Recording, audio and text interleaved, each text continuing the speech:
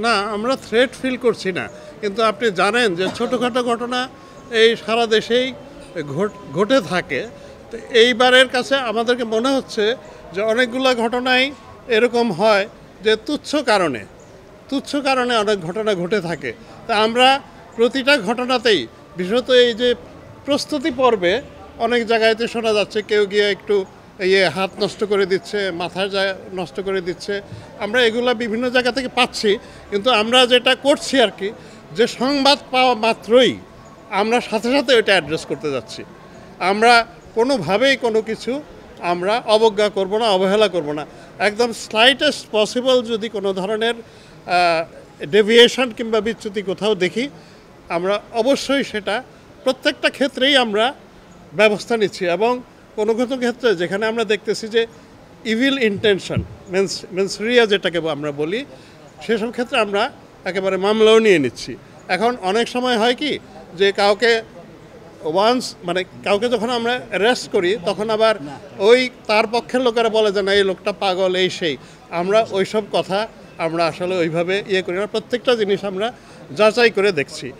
আর আমার মনে হয় যে যেভাবে এইখানে যেমন দেখলাম এই পুরো কমিউনিটি যেভাবে একত্রিত হয়েছেন, আমার মনে হয় যে কোনো থ্রেট আমাদের এখন আর নাই। না, আমার মনে হয় ওই প্রভাবটা এখানে পড়বে না। ওইটা আসলে এই যে যারা যারা সুফিবাদের অনুসারী, তাসাউফের যারা, তাদের সাথে এই যে মতবাদের পার্থক্য, যারা ওয়াহাবি কিংবা যারা অনেক বেশি যাকে বলে ক্লাসিক্যাল ইসলামিক রুলসগুলোর প্রতি বেশি অনুরক্ত কিংবা ফলো করেন, তাদের এটা মতবাদের মধ্যে, ওদের মধ্যে মতভেদটা হচ্ছে আইডিওলজিক্যাল চেঞ্জ। যদিও একই ধর্ম তারা, কিন্তু এর মধ্যে অনেক সেক্ট আছে।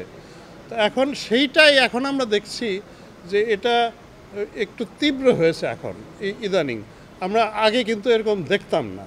তো এখন এইটার জন্য আসলে একটু সামাজিক প্রতিরোধও দরকার, এবং সামাজিকভাবে যারা আসলে ধর্মবেত্তা যারা, তাদেরকেও একটু এগিয়ে আসতে হবে এই ডিফারেন্সগুলো, মানে মত পার্থক্যগুলো দূর করার জন্য। এটা শুধুমাত্র আপনার এই থানা পুলিশ দিয়ে, আইন দিয়ে কিন্তু হবে না ওই জায়গাটায়। কারণ আমার এক ধরনের বিশ্বাস, আরেকজনের আরেক ধরনের বিশ্বাস। এই বিশ্বাসের সংঘাতটা যে একেবারে ফিজিক্যাল কনফ্লিক্টে চলে যাবে, এটা আমরা কখনোই আশা করি নাই। কিন্তু এখন এই উগ্রতাটা যে এখানে তৈরি হচ্ছে, এই জায়গাটা বোধহয় আমাদেরকে সামাজিকভাবেই প্রতিরোধ করতে হবে। কিন্তু ওইটা আমি টোটালি মনে করি যে এর কোনো সম্ভাবনাই নাই যে ওই জিনিস এইখানে আসবে। এটা টোটালি একটা ভিন্ন কমিউনিটির ভিন্ন অনুষ্ঠান, এইখানটায় আমার মনে হয় না এই জিনিসটা আসবে।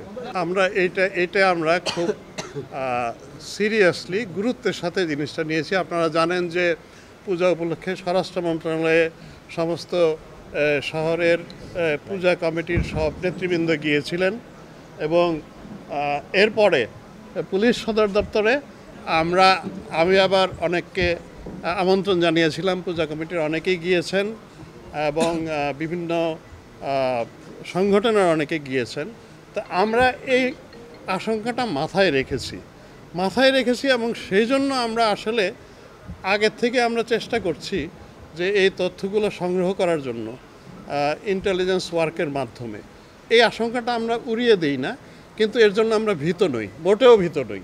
আপনারা জানেন গতকালও শহরে বেশ বড়সড় উদ্যোগ ছিল যে একটা যারা পরাজিত ফ্যাসিস্ট শক্তি তারা একটা শক্তি প্রদর্শন করতে চেয়েছিল।